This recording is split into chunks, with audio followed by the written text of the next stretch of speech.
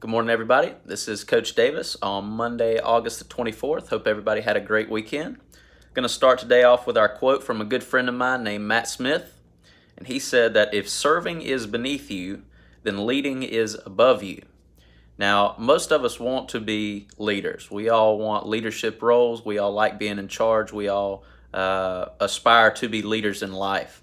But you can't truly become a leader unless you are willing to make sacrifices and to serve others. So during this unique time that we find ourselves in, I hope that you can still find ways to serve your family, to serve your siblings, to serve your friends, to serve the people that you find around you, that you can still find ways to develop servant leadership so that you can begin fostering those leadership skills as you continue to grow during this time that you're at home. Now, as we start off a new week, we're going to jump in health and PE classes. We're going to start with our alcohol, tobacco, and drugs unit. So in this unit, we are going to create what is called an infographic. Okay, you're going to be visiting another website that has information about 12 different kinds of illegal drugs. And so there are video and little booklet resources on that website that you can watch about the drugs or you can read about to learn specific information about each of those 12 different types of illegal drugs. Now, the infographic that you are going to be creating, all that really means is kind of like a brochure. It's just put together in a more creative format. So I'm going to try and show you a little example of what that looks like. So this is an example of an infographic. Okay, this one is specifically made about the adverse effects of heroin. And you can see it is given the information that you'll be learning about on the website, but it's presented in a creative way rather than being written out in like paragraph format that's kind of boring and is going to take a lot of time to read.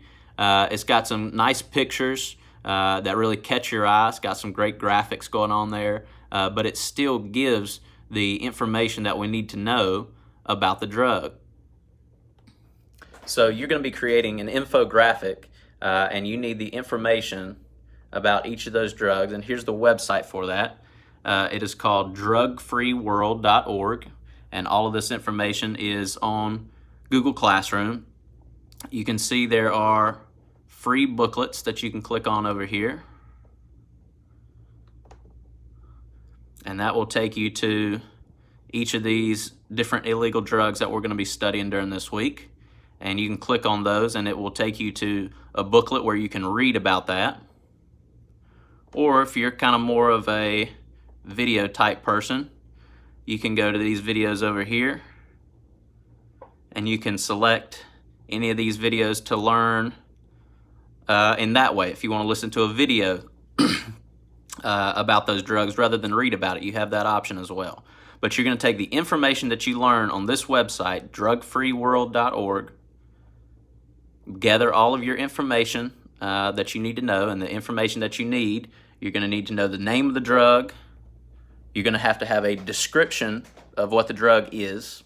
We're going to need to know how it's used, short-term and long-term effects, and statistics. Now again, all of these things are on Google Classroom. It tells you that for each of those 12 drugs that you're going to be looking up, and it lists all 12 that you need to know, but for each of those 12 drugs, you need to have 5 things about each of those 12.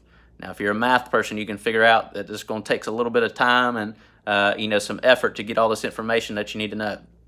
But for 12 different drugs, you need to know the name of it, a description of it, how it's used, short-term and long-term effects, and statistics. Okay, useful statistics that you would be helpful to know about that drug. So again, all that information is on Google Classroom. I hope that makes sense. If there's any questions, you can email those to me and I'll try and answer them through the email and on the video tomorrow if I need to. Now, for Lifetime Sports, you guys are going to be starting on your disc golf unit. Okay, we just finished up with our golf unit and had several more people come out to our tutoring session on Thursday, and I appreciate that. We had a good time. So this Thursday, our tutoring session will be at North Ashboro Park to play disc golf.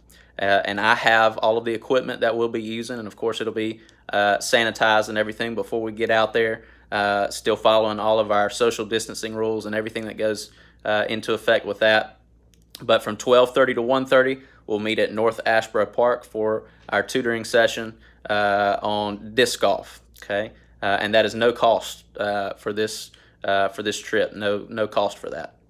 So make sure that you are keeping up with your disc golf notes, and those will be due on Friday, and those are posted on Google Classroom for you. Finally, advanced basketball. We will have our tutoring session this afternoon, and the next thing that you guys need to be working on at home is your home workout. You have now moved into phase 2. Okay, this is the balance and proprioception phase. So it's really important that you keep following the sheet that is posted on Google Classroom with the warm-ups and the strengthening and the balance exercises that you're doing. Really important that you're following those in order as we keep working towards phase 3 and phase 4. So you've just moved into phase 2, and that only lasts for 1 week. Phase 1 lasted for 2 weeks.